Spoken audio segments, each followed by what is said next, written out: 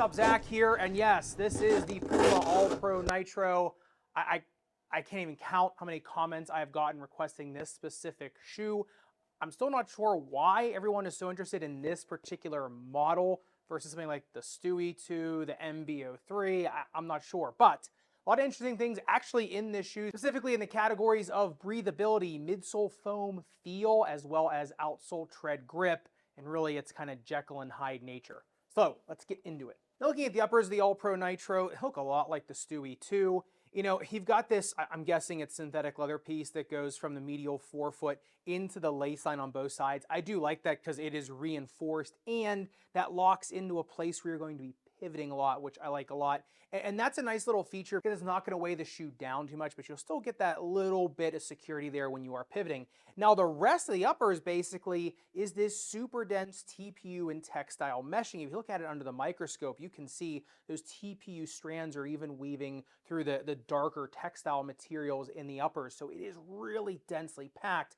Now, that is nice, number one, for containment because the uppers really do act as one kind of cage or kind of chainmail around your foot, but it's also light enough where it stays comfortable. But if you look at the breathability test on these, 133.8 degrees of heating, which really is starting to get up there for a shoe. And if you look at the breathability mapping with that fog machine, really no escape of fog anywhere in the forefoot of the shoe, a little bit there around the tongue. But as you can see, if you're going to start sweating in this shoe, building up a lot of heat, it is still going to trap some moisture and some heat. So I would kind of watch out for that, you know, be wearing a thinner pair of socks or be bringing an extra pair of socks with you, especially on hot, humid days. Now, if you look at the upper durability test though, 10 seconds highest grit sandpaper, the burr does start to get through that reinforcement to the under layer there. You do have a decent amount of outsole tread that comes up on the medial side. But I would say if you were taking these on an outdoor court and dragging and sliding, especially because of the meshing on both sides of it, you might start to make these look a little weird. The one thing you do get with the All Pro Nitro, in contrast to the breathability, is a really plush feel in the uppers. The tongue feels amazing. It's like a 2.5 layer tongue. You know, the lace line is deep enough in the foot and wide enough so you can really dial that lockdown in. But suffice to say, when you put these on, you are getting an ultra plush, comfortable feel in the uppers, but also really decent containment and lockdown as well. All right, beginning in the midsole teardown of the All Pro Nitros. Now, Puma says this is a dual density nitro squared foam setup. Now, I think I can see the line between the less dense nitro foam and the more dense nitro foam. The less dense is on top, more on the bottom. And you have a ridiculously long shank and pretty broad shank at that, pretty strong too. You could really hear the snap on it when I did the teardown. The one thing I noticed about this midsole foam setup is that it feels super low to the ground for the stack that's under you. You know, under the ball of your foot, you still do have a decent amount of foam under there, and it's very comfortable. So it's a very like tactile feeling foam. You can get some really fine feeling through that foam and onto the ground. And that's difficult to do because some foams, you know, you get a lot of stack, then you lose a lot of ground feel. Whereas in these ones, I still had a really tremendous feel of the court on these for, you know, for how much was underneath of my foot. And that is a really tough needle to thread. But you actually need all of that tactile sensation, and we'll talk about that when we get to the outsole tread section. Now, if you look at the setup on the bounce height test, got 33.5 centimeters in the heel and then 33 in the forefoot, so really consistent between the foams. I think that also just shows kind of how insulated you are in these shoes. To me, nitro foam or whatever concoction nitro foam they're using, and really all of Puma's other, you know, basketball or court shoe type foams are much more of a bottom stable feeling foam. They're much more shock absorbing foams to me than they are rocket chips like something like Zoom Air or Peba or Peb X. So I think the All Pro Nitro definitely feels a little bit lighter underfoot than something like the Stewie 2, the MB03. They much more feel like something like the Rise Nitro does. Maybe a little bit more lively than the Rise Nitro. They are still very bottom stable feeling shoes, so don't expect a rocket ship out of these, but you are getting stability, a little bit less weight underfoot, you know, a little less midsole weight on you. So compared to those other Puma shoes, they definitely feel like they're easier to get up off the ground. By far the most confusing part of the All Pro Nitros though is its outsole tread. It is a complete Jekyll and Hyde of an outsole tread. Now, when I first took them out of the box on the grip test ramp, they didn't slip until 47 degrees, which is really up there in the elite kind of sticky grip territory. And when I first got them on court, or whenever I would, wipe them down when they were new, it would get a really like tacky feel on the court, really confidence inducing. That goes away as soon as they start to get dusty, and they start to get dusty pretty quick. I'd say after about 30 minutes of use, they really started to pick up a lot of dust, and then the grip started becoming really, really inconsistent. Now, it is kind of like a linear checkerboard pattern in the forefoot, and you basically just get stamped rubber in the rear foot, almost like flow foam, right? Almost that kind of pattern. Now, what I noticed is when I catch a part of the tread that, I'd either wiped down or wasn't dusty, yeah, it would grab like crazy. And then other times I would be slipping. So it wasn't super confidence inducing. And at times where I thought I was going to slip, I didn't. And at times where sometimes I thought I was going to grip, I didn't. So I think the key to these is to keeping them very clean. I think you got to have a towel with you really with these, wipe them down, because when they are free of dust, yes, the traction is pretty darn elite. Because I had all that tactile sensation from the midsole, and because I had a lot of confidence in my footwork because I could feel the ground so much, it wasn't as big of a deal because I kind of knew where I was and I knew where I could plant, and I knew at least I could kind of, course correct a little bit. So it's not like some shoes where you can't feel the ground and then you slip.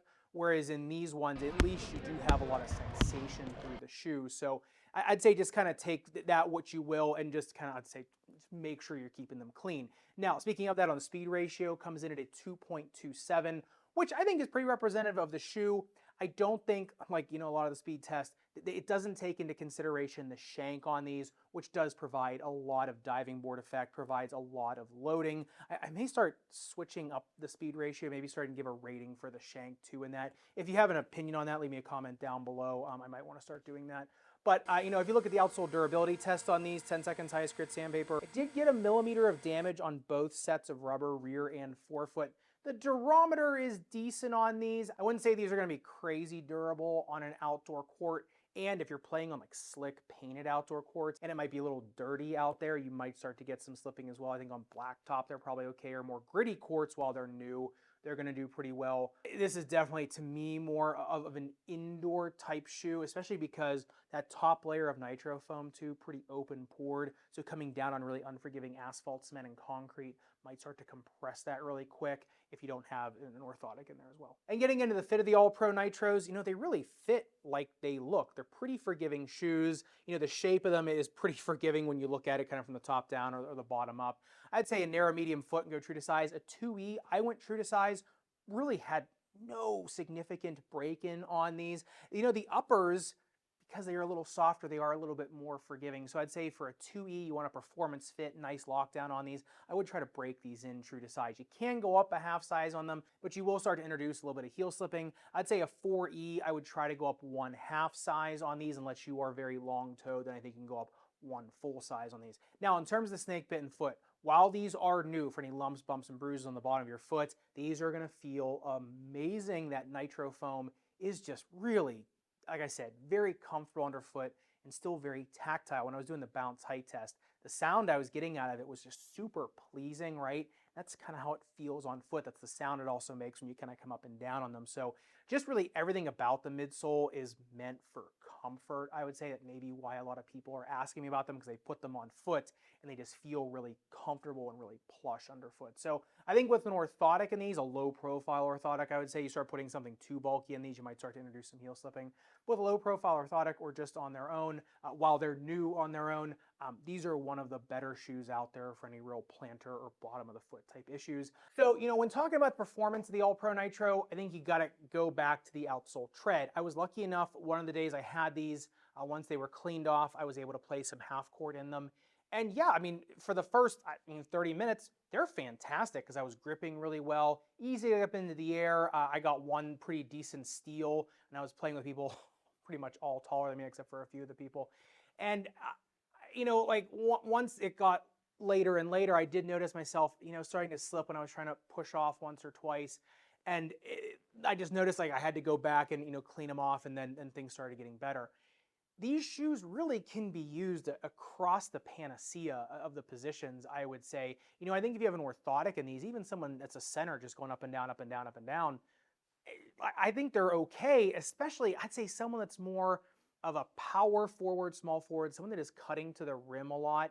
These things do kind of go north to south very easily. Yes, they go side to side well too. It's just that slipping is going to be an issue for people if you can't get somewhere and wipe them down. They're fine for guards, really shifty players, someone trying to create space. I think they're fine for that. You just, like I said, you got to just keep them clean. I noticed for me when I was kind of doing my, layups where I just run around the hoop and just keep doing layups over and over again, we see the camera where it's tilted up. I noticed with that, my legs were very, very fresh in these. It was a very protective foam for me. It almost felt akin to the AG4. I don't think as durable in the midsole foam as the AG4, and not as protective when you're coming down as the AG4, but that same resilient, really just fresh feeling underfoot in these, and the comfort factor, I really don't think you can overstate. So if you are playing a lot and you do want a comfortable shoe, yeah, I mean, this really is one of the better ones out there, especially for something a little bit lower topped. You kind of get the trappings of a more maximalist shoe. So I would say, there are a lot of things about the All Pro Nitro that really impress me, mainly in the midsole and in the comfort section, and some other things I think you just got to watch out for. So I'd love to hear your thoughts, especially on this one, because I've been asked so much about these. I'd love to know kind of what your favorite parts of this shoe are and what made you want this shoe reviewed so much. I would really love to hear in the comments down below. And if you are wondering what's been behind me this whole time, this is my biomechanics lab at my office. This is where I see all my sports medicine patients. Yes, this is a golf green because I see a lot of golfers. So I have people on here. I kind of do some gait analysis, I guess, swing analysis, gait analysis. And then I also have over here, I got my treadmill, and then you can't see it, but I have my slow motion camera over there. And then obviously the x-ray machine over there. I'm sure a lot of you have seen me x-raying shoes over here too. So that's what you're looking at over there. No, I'm not moving from my regular studio. I was just here doing some stuff with patients, and I wanted to make sure this review got out. So that's why I am here. So if you do want to see another sibling to the All Pro Nitro, the Stewie 2, which I think is a nice contrast to the All Pro Nitro, because I think the All Pro Nitro has the Stewie 2 in some areas, and the Stewie 2 has the Puma, All Pro Nitro in some other areas. So if you want to check that out, I will leave that linked up above, and make sure you subscribe down below. Respect your rubber and foam. I'll see you somewhere in the Sneakerverse.